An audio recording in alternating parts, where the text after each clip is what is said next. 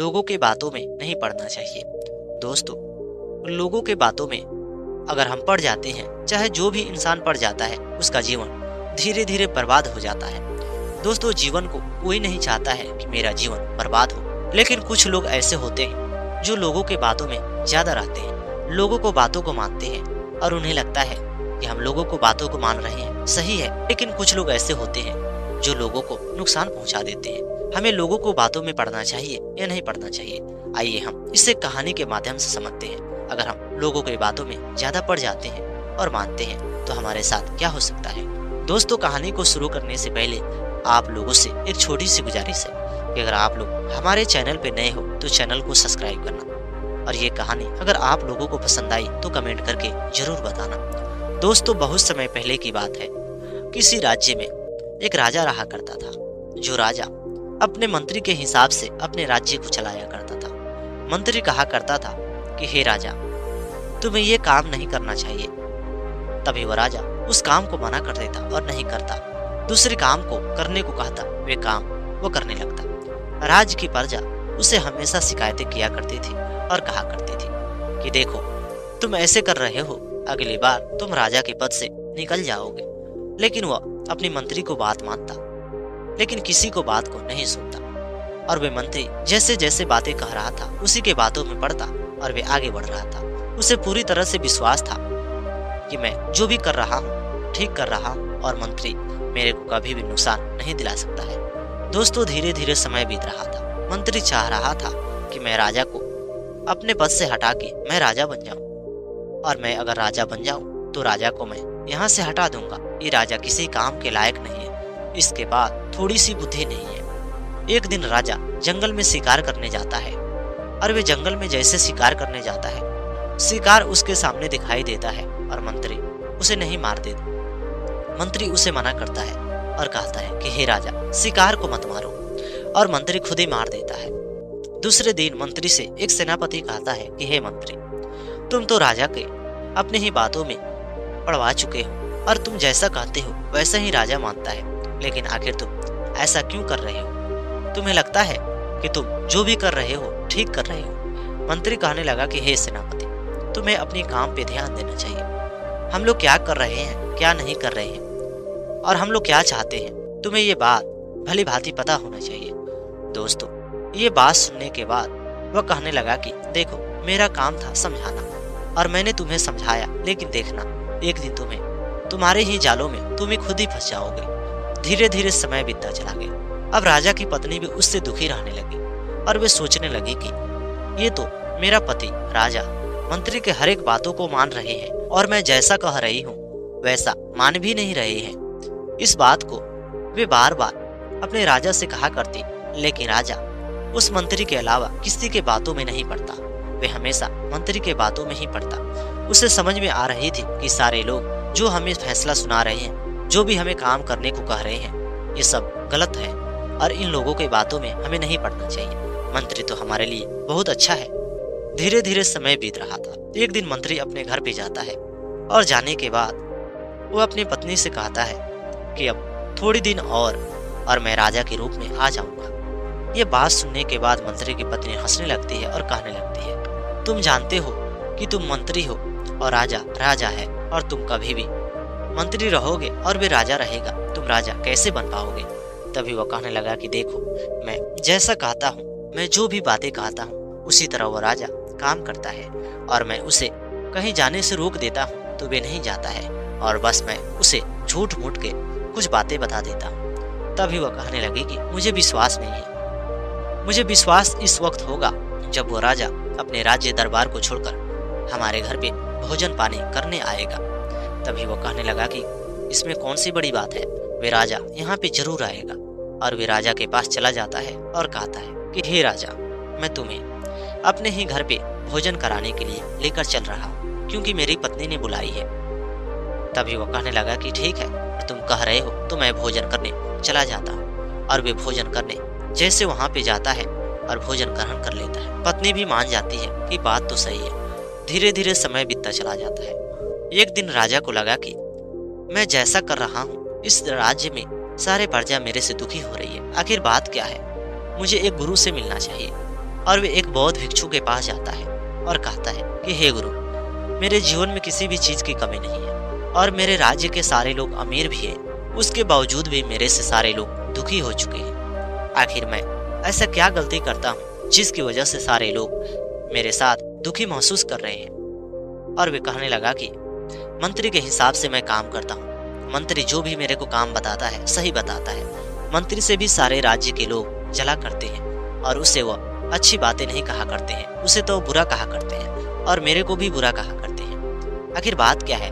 मैं मंत्री की बात मानता हूँ, इससे मेरी जिंदगी अच्छी बीतती है, लेकिन लोगों को लगता है कि उसकी जिंदगी बेकार बीत रही है।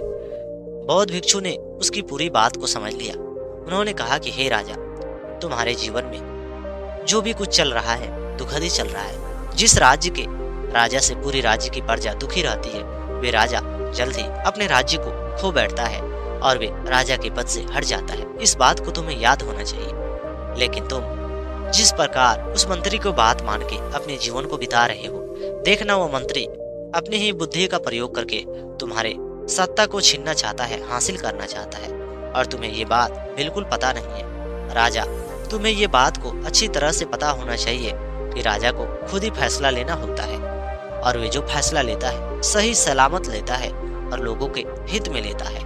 तुम तो लोगों के हित में नहीं बल्कि मंत्री के हिसाब से ले रहे हो और मंत्री तुम्हें गोल गोल घुमा रहा है।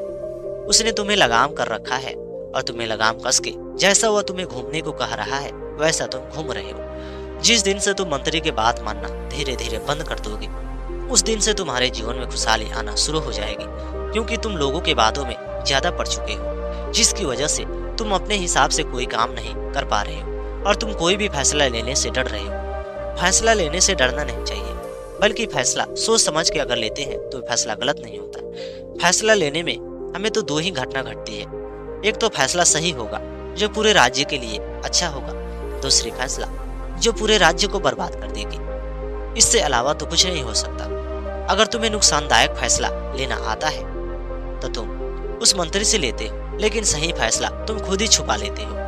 वे बौद्ध भिक्षु ने उन्हें समझाए और कहने लगे कि देखो, कोई भी इंसान अगर लोगों की बातों में ज्यादा पड़ता है तो लोग उसे बेवकूफ समझते हैं और उसका मजाक उड़ाते हैं। जब भी उसे देखेंगे तब वह अपनी ही बुद्धि का प्रयोग करके अपने ही तरह से उसे घुमाने का प्रयोग करेंगे और अपनी ही बातों में उसे पढ़ाने की कोशिश करेंगे। लेकिन वहीं पे जो इंसान लोगों को बातों को नहीं सुनता है, लोग उसके मुंह पे ही उसे बुरा भला कह देते हैं। लेकिन वह बाद में जानते हैं कि वह लड़का, वे व्यक्ति बहुत ज्यादा ईमानदार है और साथ में बुद्धिमान है।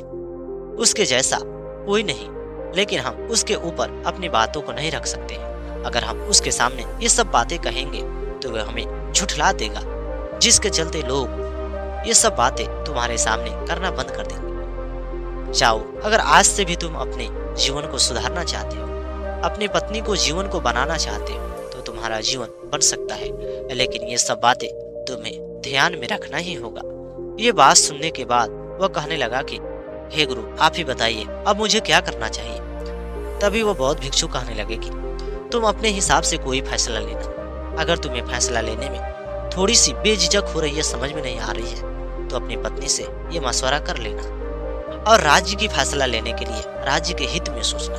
राज्य में कुछ लोगों से बात विचार करना, उन लोगों से बात विचार करना जिनके ऊपर तुम ये फैसला लेने वाले हो और उनके हिसाब से तुम सहमति जता के ये काम करना। देखना, मंत्री तुम्हारा साथ जरूरी छोड़ देगा और वे साथ इसलिए है क्योंकि तुम बेवकूफ बन रहे हो और वे बना रहा है और वे राज्य को हड़पना चाहता है। राजा ने जब ये बात को सुना, उसे पूरी तरह से पता चल गया कि एक बार मेरे रिश्तेदारी में किसी की तबीयत खराब हुई थी और मैं जाने को सोच रहा था, लेकिन ये मंत्री ने मुझे जाने से मना किया और कहा कि तुम्हें नहीं जाना चाहिए। वे राज्य के लोग मेरे से बहुत ज्यादा दुखी हो चुके हैं। मेरे पूरे परिवार के लोग दुखी हैं कि राजा मेरी तबीयत में नहीं आया और बाद में उसकी मृत्यु भी हो गई। मंत्री के बात को तो मानकर उस समय लगता है कि बात सही है, लेकिन आगे चल के नुकसान होता है, क्योंकि मंत्री ने इसलिए मना किया था, बारिश हो रही है, मत जाओ, भीग जाओगे और तबीयत खराब हो जाएगी। और मुझे भी लगा कि ये मेरा ख्याल रख रहा है, लेकिन मुझे मालूम नहीं कि रिश्तेदारी में किसी की तबीयत खराब है और मुझे जाना चाहिए। वो अब राजा वहां से आया और आने के बाद मंत्री कहने लगा कि हे राजा, तुम कहाँ गए थे? मैं तुम्हें ढूंढ रहा था, लेकिन तुम कहीं भी मुझे दिखाई नहीं दे रहे थे। राजा कहने लगा कि हे मंत्री, मैं कहाँ पे जाऊंगा? मैं तो एक गुरु के पास गया था, शिक्षा लेने गया था। ये बात सुनने के बाद मंत्री हंसने लगा और कहने लगा कि तुम राजा हो गए हो और पूरे राज्य के लोग तुमसे शिक्षा ग्रहण कर रहे हैं, तुमसे शिक्षा ले रहे हैं, तुमसे सीख रहे हैं और तुम वहां जाके उल्टे में शिक्षा ग्रहण कर रहे हो। ये अच्छा नहीं लगता है, अगली बार से तुम मत जाना। मंत्री को ये बात सुनकर राजा कहने लगा कि हे मंत्री, मैं जो भी कर रहा हूँ ठीक ही कर रहा हूँ। मंत्री ने दूसरे दिन कहा कि हे राजा, राज की प्रजा तुमसे कुछ मांगना चाहती है, लेकिन तुम उन्हें देने की कोशिश करते हो लेकिन दे नहीं पाते हो। आज उन्हें ये दे दो और ये फैसला दे दो कि राज्य के कोई लोग अगर मेरे बारे में बुराई करेगा तो मैं उन्हें कड़ी से कड़ी सजा दूंगा। राजा कहने लगा कि हे मंत्री, तू सचमुच हमारे लिए बहुत ज्यादा जरूरी है। अगर तू नहीं होता तो पता ना मेरा हालात कैसा होता और मैं किस हालात में जी रहा होता। मंत्री बहुत ज्यादा खुश हुआ और कहने लगा कि हे राजा, मैं तो इसलिए तुम्हारे पास हूँ और तुम्हारे हित के बारे में सोता हूँ, तुम्हारा ख्याल रखता हूँ, लेकिन मेरे से तुम्हारी राजकुमारी हमेशा दुखी रहती है। राज की प्रजा मेरे को गाली देती है और तुम्हें तो वह बुरी भला कहती है, वे अलग बात है, लेकिन हम लोग उनके बारे में सोचते हैं। राजा बहुत खुश हुआ और कहने लगा कि हे मंत्री, इसी बात को लेकर आज हम नए नए पकवान पकाएंगे। और वे तरह तरह के पकवान बनाया। उसने बहुत सारा पकवान को बनाया और कहा कि हे मंत्री, आज हम और तेरे पूरे परिवार के लोग भी यहाँ पे भोजन ग्रहण करेंगे। पूरे परिवार के लोग भोजन ग्रहण किया। उसके बाद राजा ने उसे जाने को कहा और कहा कि आज तू शपथ ले कि इस राज्य को छोड़ रहा है। ये बात सुनने के बाद वो कहने लगा कि हे राजा, ये फैसला मेरे को क्यों दिलवा रहे हो? तभी वो कहने लगा कि तू मेरे को इतने दिनों से अपनी बातों में पड़ा रहा था और मेरे को तू मूर्ख समझ रहा था, और तू आज मेरे को ये फैसला लेने को कह रहा है कि जो भी राजा के खिलाफ कुछ बात कहेगा उसे कड़ी से कड़ी सजा होगी। मैं अगर राज्य में कोई गलतियां करूंगा और आज के लोग मेरे से नुकसानदायक होंगे और मेरे से परेशान होंगे तो मेरे बारे में बुरा भला तो जरूर कहेंगे। राजा ने उस मंत्री को जाने को कहा और मंत्री बेचारा अपने ही जालों में फंस गया और वे वहां से चल गया। जिसके चलते अब राजा ने कहा कि राज की पूरी प्रजा से अगर मेरे से कोई गलती हुई है उसके लिए मैं क्षमा मांगता हूँ, मुझे माफ कर दो और मैं आप लोगों की हर इस ख्वाहिशों की पूरी करूंगा। धीरे धीरे समय बीतता चला गया और वे अच्छे अच्छे तरह के नियम को निकालने लगा, जिससे राज की प्रजा धीरे धीरे खुश रहने लगी। और वे पूरे राज्य के लोगों से कहने लगा कि आप लोगों को किसी के बातों में नहीं पड़ना चाहिए। मैंने तो इतने दिनों से मंत्री के बातों में पड़ के आप लोगों को बर्बाद कर रहा था और मैं अपने आप को बर्बाद कर रहा था, इसलिए आप लोगों को दूसरे के बातों में नहीं पड़ना चाहिए। दोस्तों, ठीक उसी प्रकार हम एक ही व्यक्ति से सलाह लेते हैं और हमें लगता है कि वह सलाह दे रहा है, वे हमारा आदमी है, हमारा बंदा है और वे जो भी बात बताएगा सही बताएगा, लेकिन ऐसा नहीं होता है। कोई भी अगर आपको सलाह देता है, अगर वह सच्चा इंसान है तब तो ठीक है, अगर उसके अंदर थोड़ी सी लालच है तो समझ जाना कि वह कुछ ना कुछ आपको गलत ही विश्वास दिला रहा है और कोई काम करने को कह रहा है, क्योंकि कोई भी नहीं चाहता है कि मेरे से आगे ये इंसान आगे बढ़ सके। और वे मंत्री तो यही सोच रहा था कि मेरे से आगे अगर राजा चला जाएगा तो ये ठीक नहीं होगा, और वे राजा के पद को लेने के लिए ये सब कर रहा था। दोस्तों, उम्मीद करता हूँ कि आप लोगों को ये कहानी पसंद आई होगी। अगर ये कहानी आप लोगों को पसंद आई होगी तो कमेंट करके जरूर बताना, और चैनल पे नए हो तो चैनल को भी सब्सक्राइब करना।